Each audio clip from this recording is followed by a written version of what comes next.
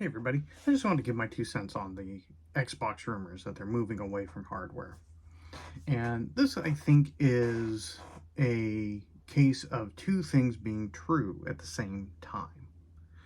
Now, obviously, anyone, even somebody who is a primary Xbox gamer like me, can see where their direction is heading. They're moving more third party. They seem to be kind of putting themselves more into a realm of wanting to be more like an alternative to Steam. Um, so I think we kind of can see where this is going. Now, here's where the two things can be true at the same time. If we look at the handheld rumor trajectory from rumor mill to announcement, all of the rumors, for the most part, until we started getting closer and closer to reveal, were all about how Xbox was making a first party handheld. And then that kind of got, well, that's next year, that's next year, that's next year. And then they dropped the announcement on the Xbox ROG Ally X and the Xbox ROG Ally. And a lot of excitement around it. People seem to really like it. They like the form factor, like the way that the UI worked. And immediately upon pre-orders, they pretty much sold out everywhere. So wildly successful. And then shortly after that, you start getting these rumors and rumblings that they're abandoning any new hardware. And of course, Xbox, no, no, no, no, no. We're completely committed. We just announced that partnership uh, about the next gen consoles and all this kind of stuff. I think what we're seeing here is the path forward for Xbox. I don't think they're going to be manufacturing the hardware. I think that it's going to be these partnerships where basically you're going to have a third party hardware manufacturer who's basically going to be installing the Xbox OS onto these devices. And now that, these are integrated storefronts, because we've seen that, the Xbox ROG Ally has Steam, it has Epic Game Store, it has the Xbox Marketplace slash Game Pass, it has Battle.net. I think it even has Good Old Games on there. So this is the future of where it's going. And as an Xbox fan, you might say, well, I don't necessarily like that. I like having a dedicated Xbox.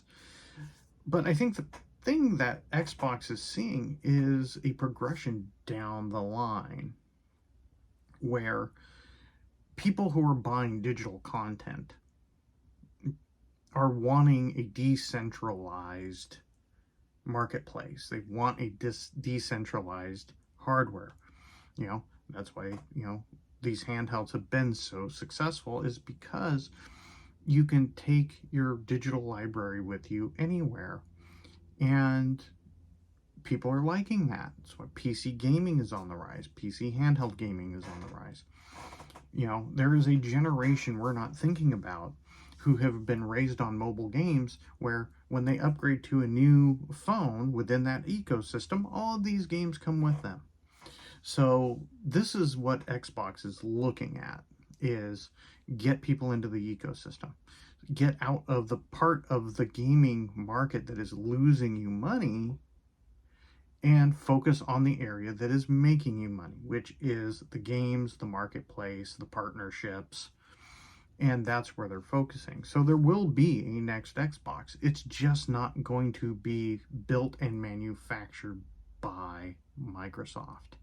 And I don't necessarily see that as a bad thing, especially if they're partnering across different manufacturers, where you can have 3 or 4 different manufacturers all making different SKUs of Xbox consoles, because that ultimately could drive prices down and allows Xbox to focus on the important part of a gaming ecosystem, which is the games themselves.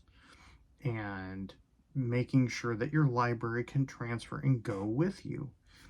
So I think that it's going to be an adjustment. I think it's going to be a pain point, but I do think there's still going to be Xbox hardware. It's just not going to be built by Microsoft, and I don't know if I necessarily think that that's a bad thing.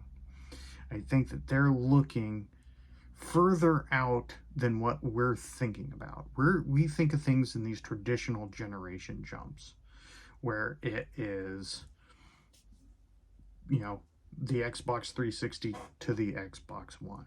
You know, we're thinking in terms of this traditional console marketplace, but that is dying.